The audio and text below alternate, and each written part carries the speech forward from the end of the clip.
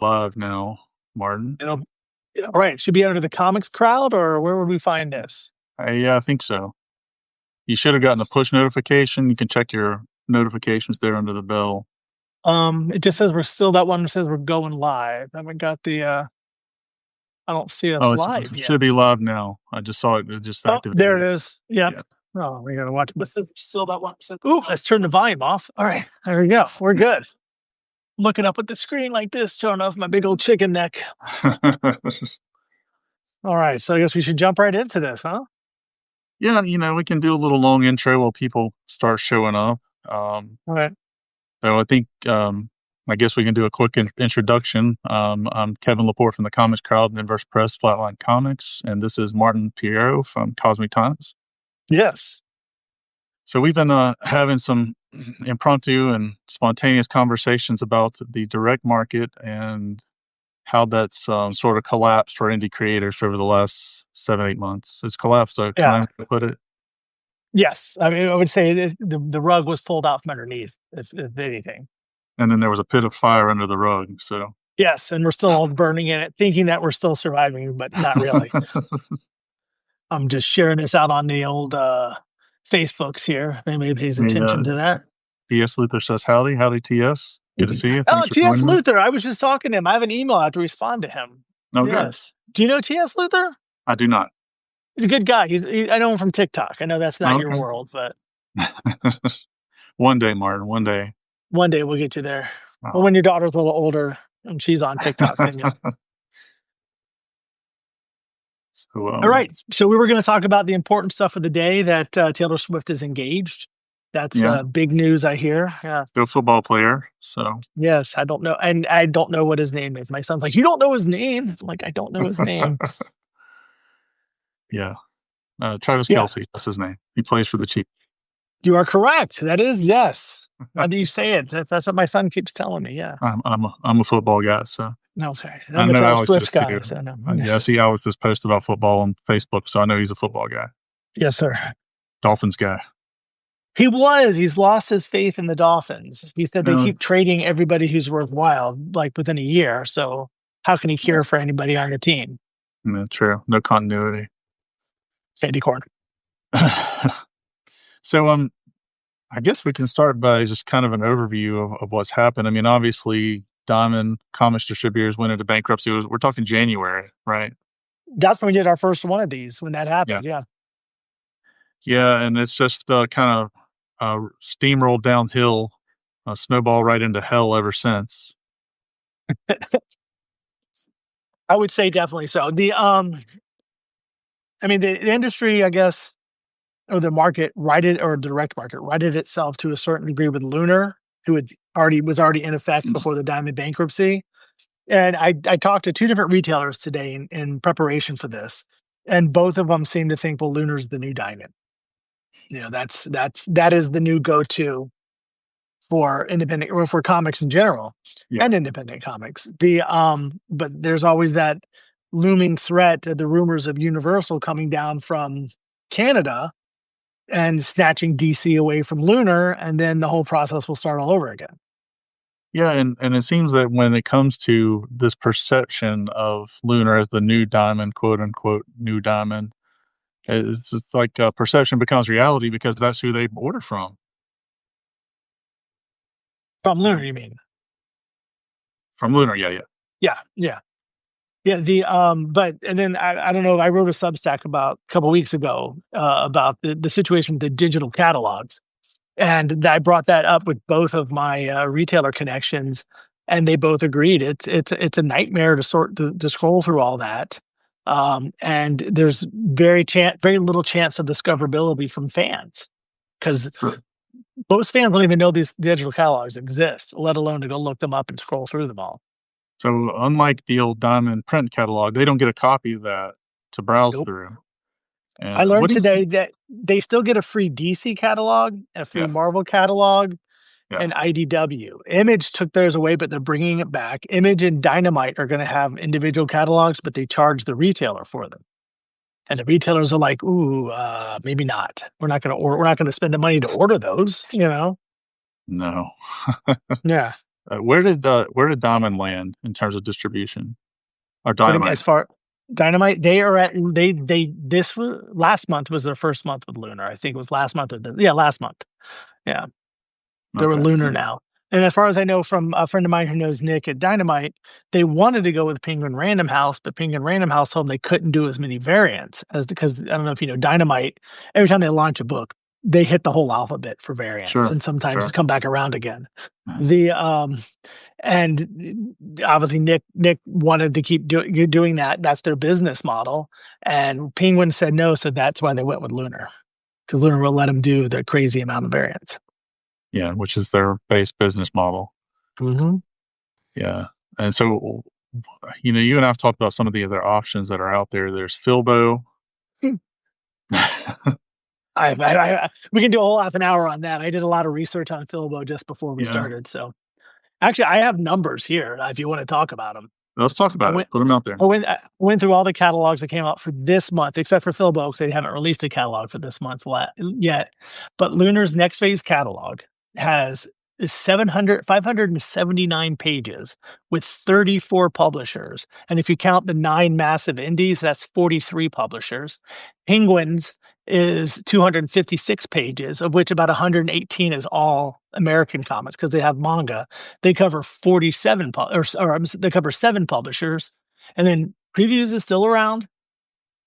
They put out a catalog, digital catalog this month with 141 pages. Now, keep in mind, when I used to be in the catalog, I was on page 300 and something. They're down to 141 pages, and 42 publishers. Then Filbo, with their PhilViews catalog, and this is still the August one, they haven't launched a new one, is 92 pages with 29 publishers. Now, they had 35 publishers the previous month, so they're actually losing publishers. But altogether, that's 1,068 pages and 118 publishers with approximately 2,000 titles just this month for retailers to sort through. And you think they're going to find your independent comic in there? Good luck with that. It's impenetrable. Yeah. It's absurd. Just the density of that, and you'd have to have a team of dedicated staff to go through that, identify what works for your customer base and what doesn't. Right. Or you can just order the typical superhero capes and image stuff and move on. Yeah, we know and that's the thing too. You go to these websites, say for Lunar, and they have the catalogs. They have a DC digital catalog, an Image digital catalog, and a Titan digital. Next month they'll have Dynamite.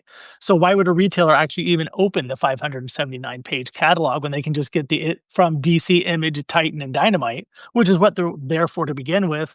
And with Penguin, it's the same thing with Marvel, Boom, Dark Horse, Distillery for some reason, and IDW. They're all separate catalogs. So again, why would a retailer ever go through the hassle of just trying to sort through all those catalogs? And I asked one of the retailers today about that, and he said he doesn't. But when something comes up on FOC, because they get the email like this is the week for all these books for final order cutoff, sorry, and that's when he might notice the title, a random indie title. But yeah, he's not looking for him, and he's the kind of guy that supports those kind of books. Yeah, but there's just so much now in terms of distraction, diversion, fluff, just shrapnel from the fallout from this whole Diamond thing to dig through because of the extra publishers. And as you pointed out to me before, if you're going to somewhere like Lunar as a small publisher, they're diverting you over a massive to sign basically a sub distribution contract with them. Which I don't necessarily hate that as an option. Like if you were a one title publisher just starting out, maybe that is a good option for you. But but they're looking for people who have fan base. It's looking for people who are already pre-existing. I can actually tell you they have actually the only one that really stood out to me was Antarctics with massive indies, but they're also in Filbo. So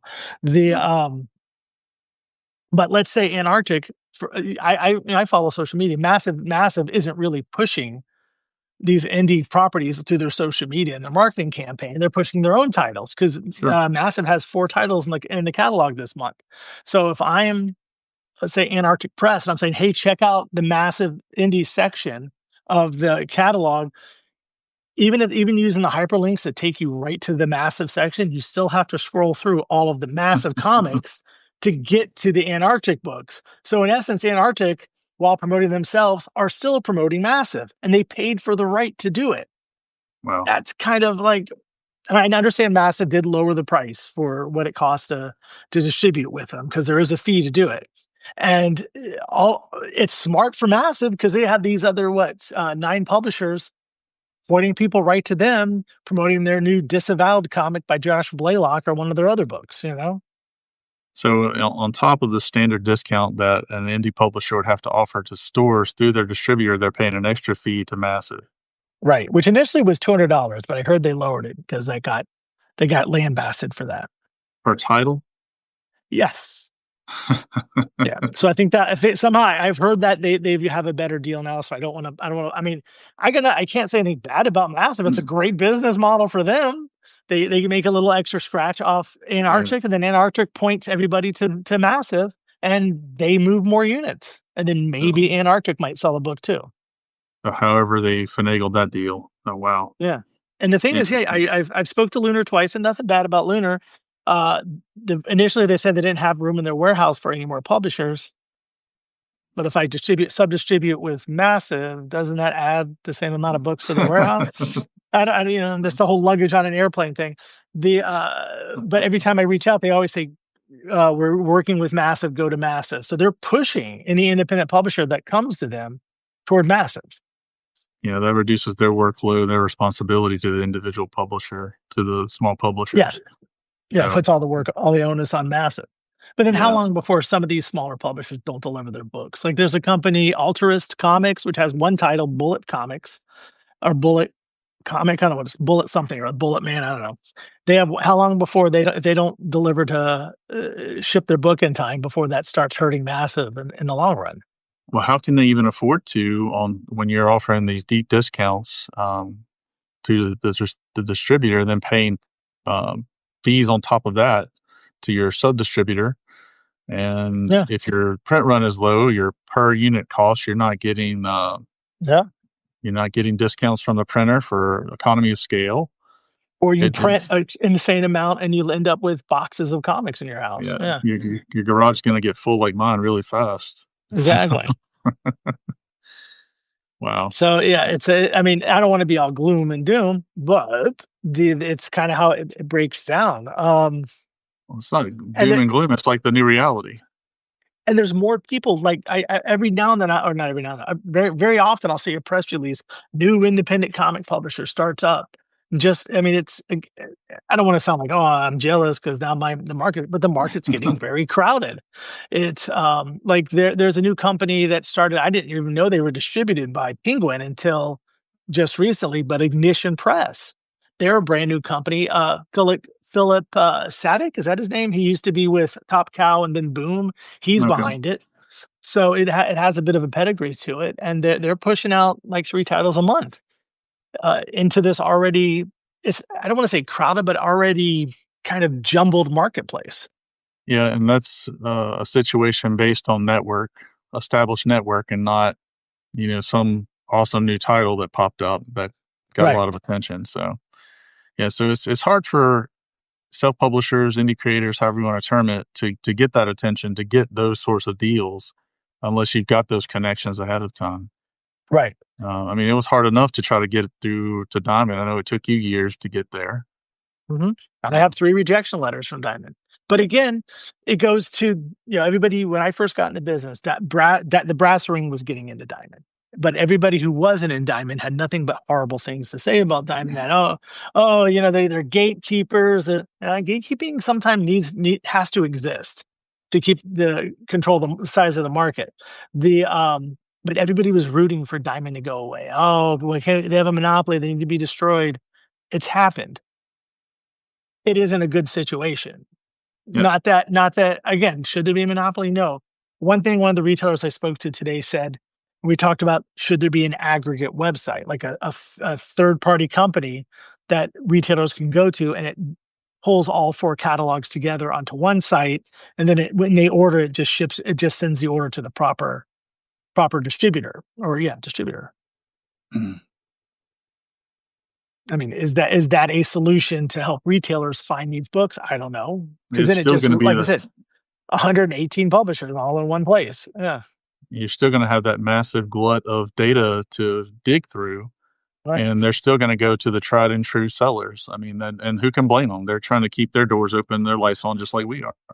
Oh, back last time I did a big push in the direct market, and I haven't done it, I probably should, would call retailers and say, "Hey, we have a book in the catalog page," which was a lot easier to do. Go to page 18, diamond order code JUL 05777732, whatever it was. The and these retailers I would speak to, a good close to half of them, we only order Marvel, and DC and a few indies, and by indies, they meant Dark Horse and Image. Yeah, There was what was called, we were in the back half of the catalog, and there was, I would say, easily 40% of retailers never even opened the back half of the well, catalog sure, sure. because their customer base isn't coming in and asking for, you know, Killer Clowns or, King Arthur and Apocalyptic Future. They're looking for Spider-Man, Batman, and, Walking Dead. Yeah, this pop culture context that they have at all points. Mhm. You know, And the marketing arm of those companies. I was talking, I think I put it on Facebook or Substack, in going through the Dark Horse catalog, and I consider myself pretty plugged into the industry. There were about 90% of the titles I didn't know what they were. That's how, and so Dark Horse isn't able even to reach me, somebody who's always on the computer and always plugged in the comics, to let me know that they have these titles in their catalog. and that's a company now owned by a huge conglomerate. Yeah. They have the marketing dollars. Mhm. And Yeah, I'm sure they market, but I mean, I see the Mike Mignola stuff and the Star Wars stuff all the time being sure. marketed, but the 3rd tier probably creator-owned stuff, what's it Yeah, to them, it's not getting out there. Yeah, so And if they're not getting it out there, to people like us on minuscule budgets and uh, just limited resources, it's going to be even harder. oh, 100%, 100%. So I don't see a clear solution. I have business models and things in place to try to make money, but as far as trying to reach that audience that I wanna reach, the indie publisher wants to reach in the direct market, it's a challenge, Yeah. And I mean, what more is so there? than it ever had been. Yeah. Yeah. Is it realistic in the current environment? You've got as much experience with this as anybody at our level. Is it realistic to do outreach to the direct market ourselves via email? You mentioned phone calls. You Is mean there anything? not being distributed, just like self-distribute? Yeah, just reaching out to try to establish some sort of relationship to get books in stores. Is that realistic? Not without being in the catalog, because you Yeah. need that scale, because if I were to reach out to, say, 100 stores and 20 of them want to order 3 copies of my book, hey, that's great, that's amazing. I have to ship to 20 different stores. Without that distribution hub to eat the shipping cost, Right. because like I just shipped a bunch of trades to Diamond. I'll talk about that later. Yeah. And it was one shipping cost, as opposed to, and it goes to how many ever stores, 20, 30 stores, as opposed to me having to ship individually to those stores. The time it would take to do it, the manpower, the supplies, your packing materials, and all that, versus having my printer send it to a distributor. That's the best course of action. If you want to be in the direct market, which is a goal for me. I know it's not for all creators. Doing it door to door, but it just isn't feasible. Yeah, and I mean, the time you're investing in the outreach is gonna eat into the time that you would normally spend, like, making content or Mhm. making comics that you actually need to sell. Because otherwise, you're effectively a door-to-door salesman, yelling into the void Yeah, and and not making comics. minus printing, packaging, and shipping cost, your margin would be so tiny if you even have one. Dealing with stores direct, you couldn't afford to pay somebody to do it. So yeah, it's that catch 22. You're a slave to your own business at that point.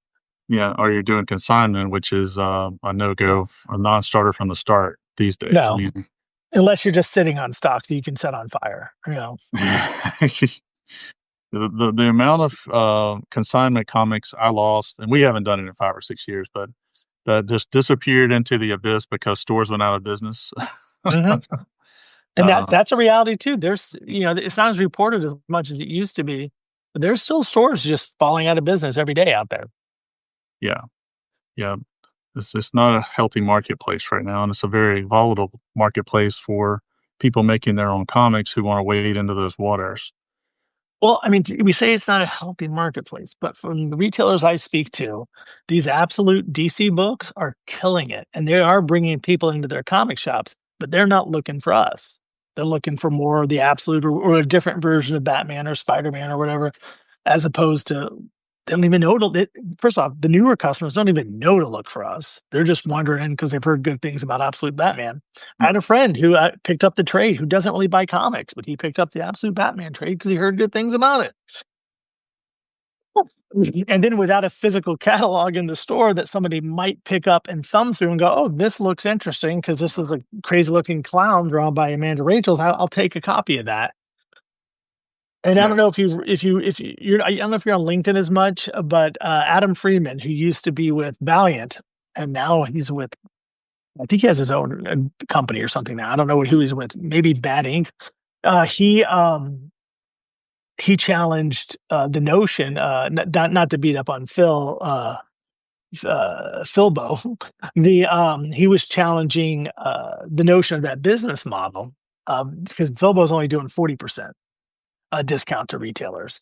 But the way he explained it, even for the regular, say 50, 56%, for a store to take a chance on a book, they would have to know that they have 2 to 3 customers already gonna buy the book before they'd yeah, even consider buying one for the shelf.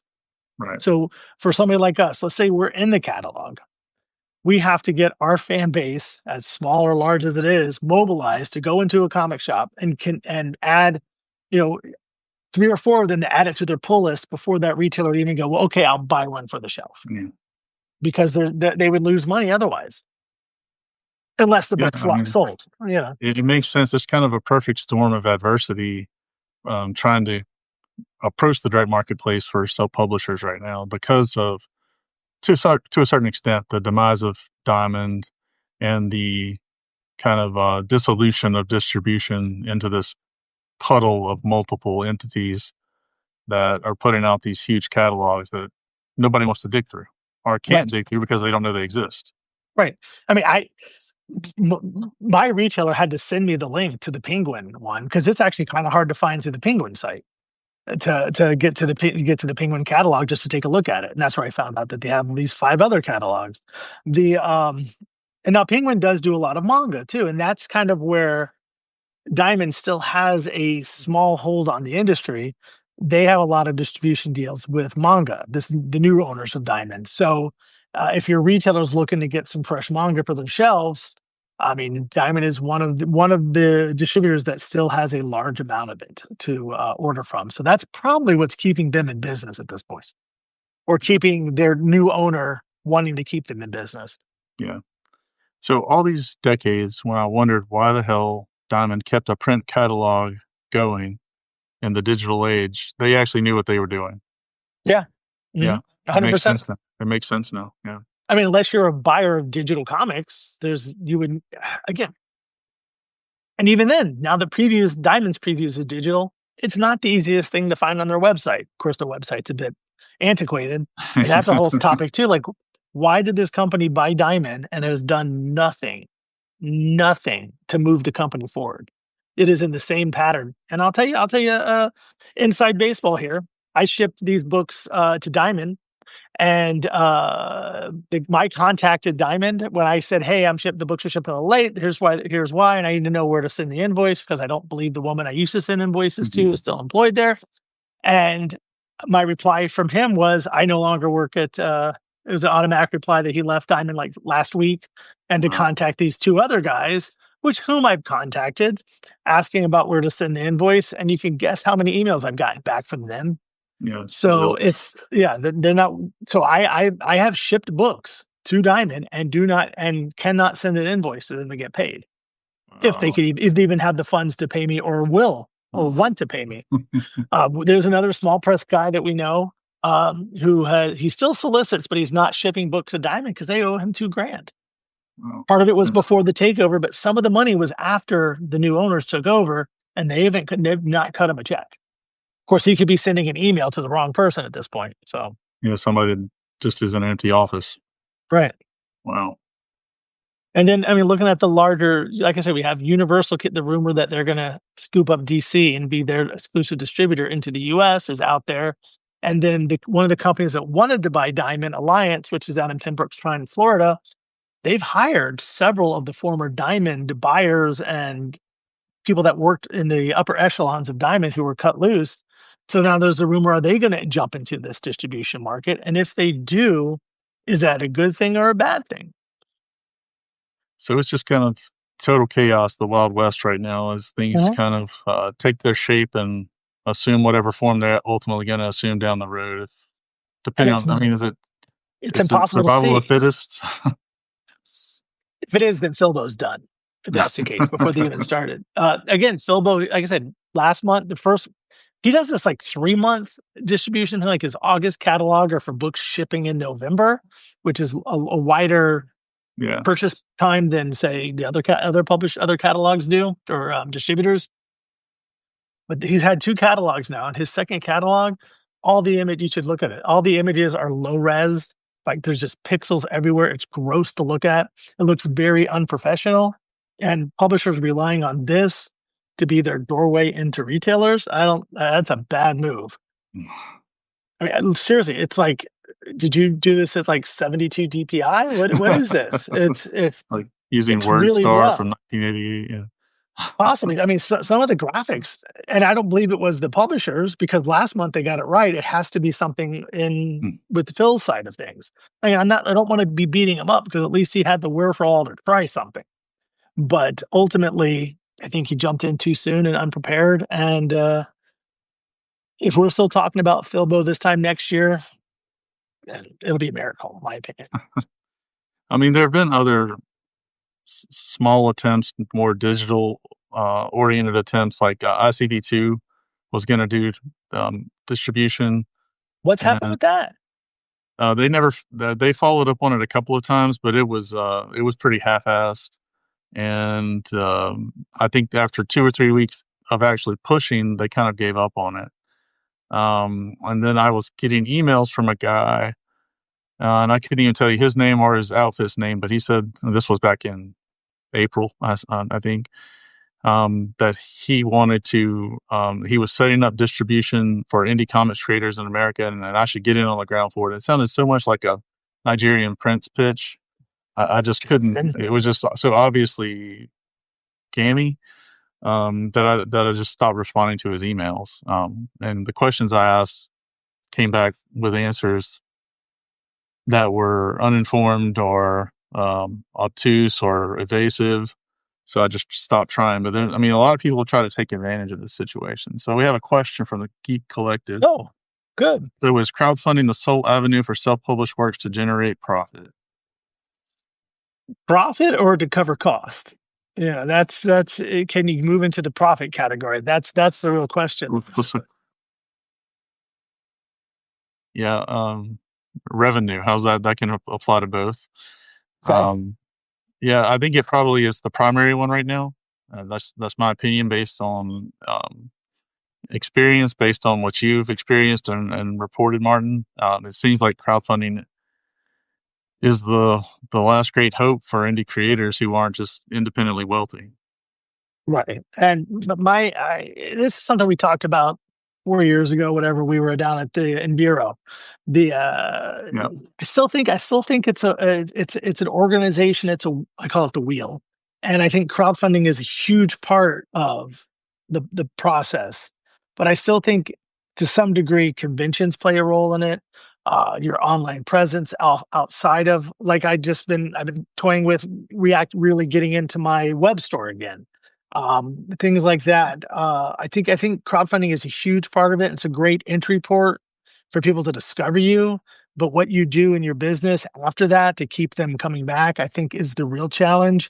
And I don't think a lot of creators see that. They just kind of see, I got my crowdfunding money and I'll come back to Kickstarter in a few months with another one. And I still think it's a bigger bigger pie you have to work with. And if you just focus on that crowdfunding piece, you're missing out on other opportunities, A, to grow your brand and for possible revenue or income per se. But no, Kickstarter or crowdfunding, because there's so many platforms now, is huge. But my problem with it now, I've talked to you about this, and I'm sure I posted online somewhere. I didn't get into comics to sell 100 copies of my comic to 100 or even 200. I write comics because I want people to read them. I write Yeah. stories because I want them to be experienced by people. And it's great when people support you on Kickstarter, but I want this, and not to sound egotistical or sound crazy, but I want more. I want to reach a bigger audience, and I think that's the real challenge. Um, but as far as revenue goes, like you can't fight that Kickstarter money. Yeah. And Geek Collective responds, probably revenue over profit, in-person websites, and live sales are part of the bigger pie. Yeah, absolutely. And, trying to get your work, yeah, I mean, there's got to be something in digital sales somewhere. I mean, Comixology's collapsed. You can't contact anybody there. I still make money off of Comixology on a monthly basis, but I haven't submitted anything to Unlimited in about 7 years because nobody exists to take the submissions anymore. Well, You didn't can't you do find. that thing where we moved everything over to Kindle? Yeah, but the Comixology Unlimited still exists as a subscription service, and I still make money through that. I still get some royalties, but you're talking about $20. I mean, Right. but the per page rates have skyrocketed. So if you can add content, you can actually make money that way. The problem is, unless you're DC or Marvel or Image, it seems like there's no way to add content anymore.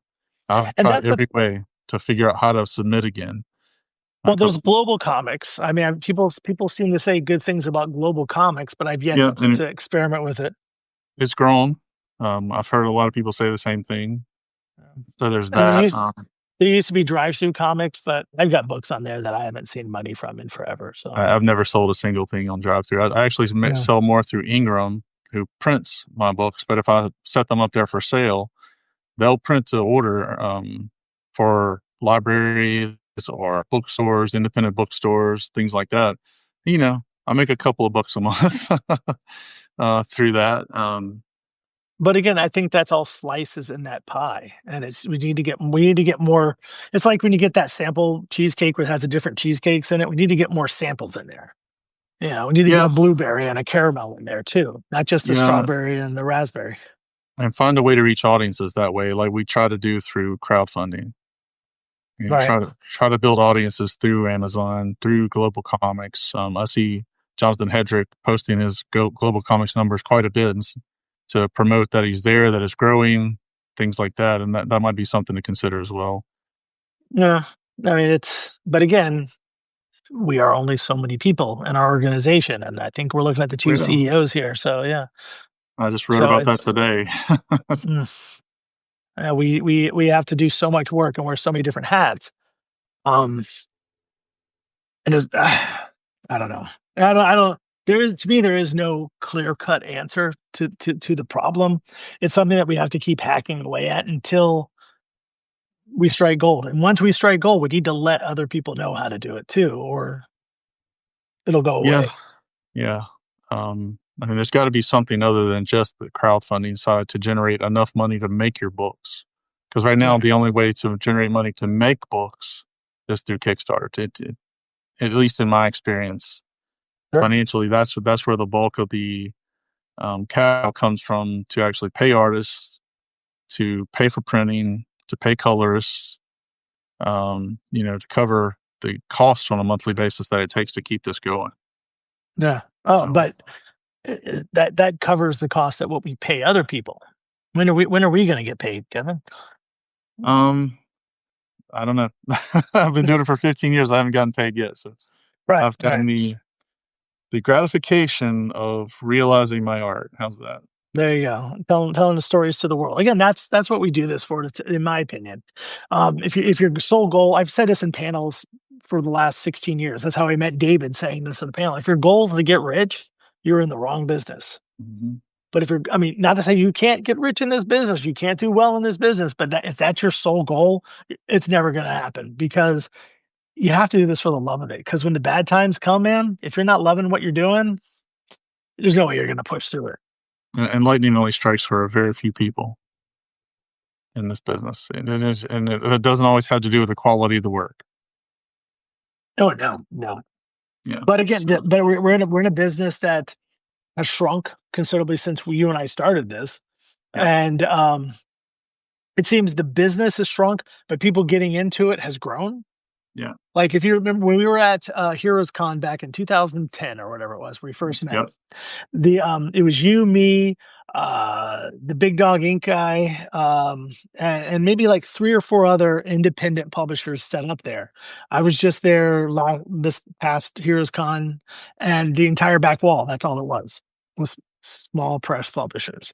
And it's like there's so many now because the point of entry is so low.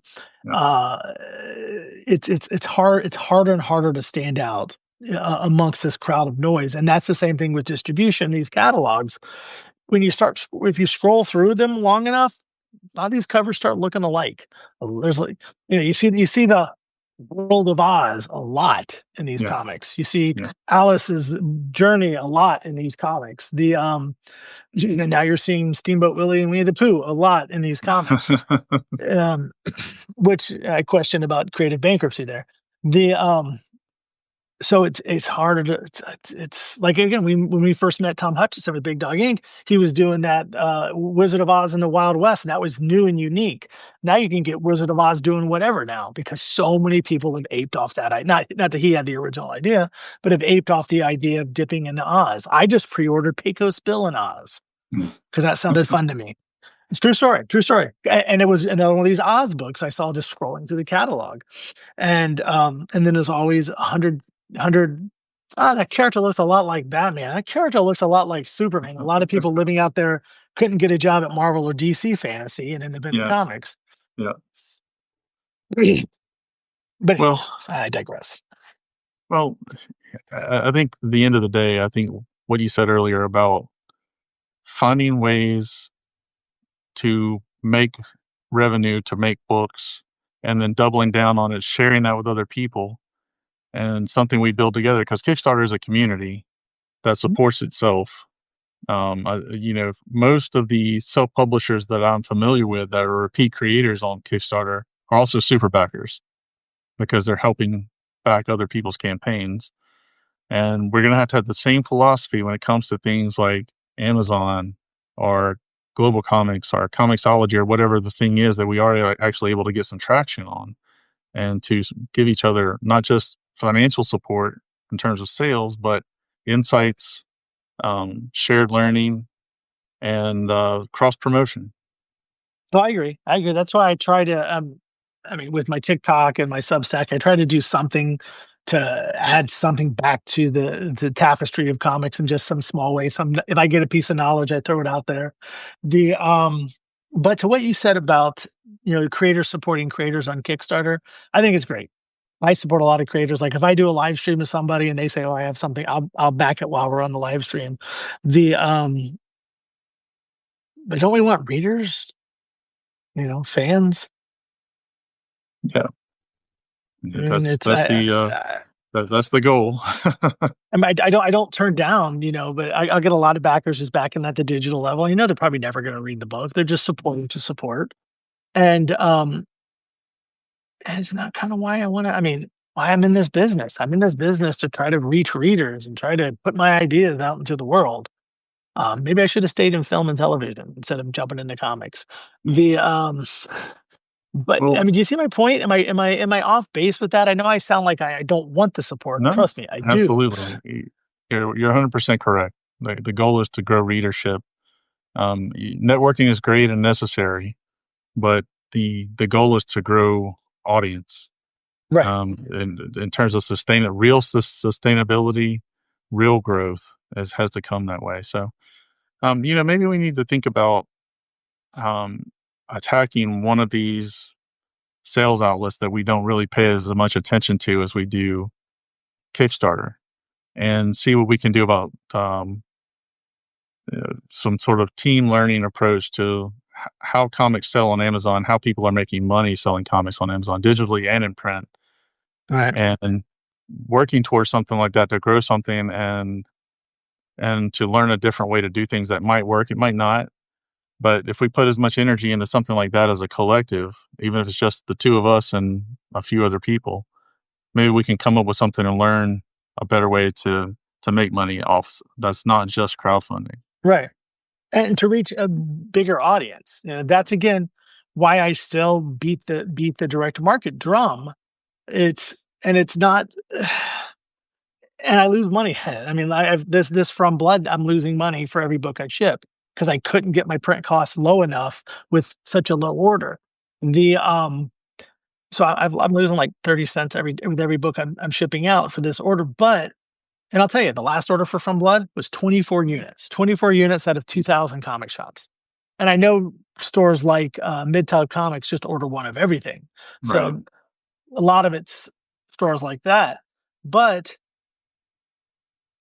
I may not get to like there could be a store in, say, California. Golden Apple might have ordered a copy just to put on their shelves, or maybe a Right. customer wanted it or whatever.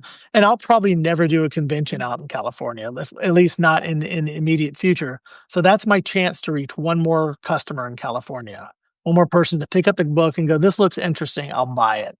Then hit our social media, and then maybe then support our next Kickstarter.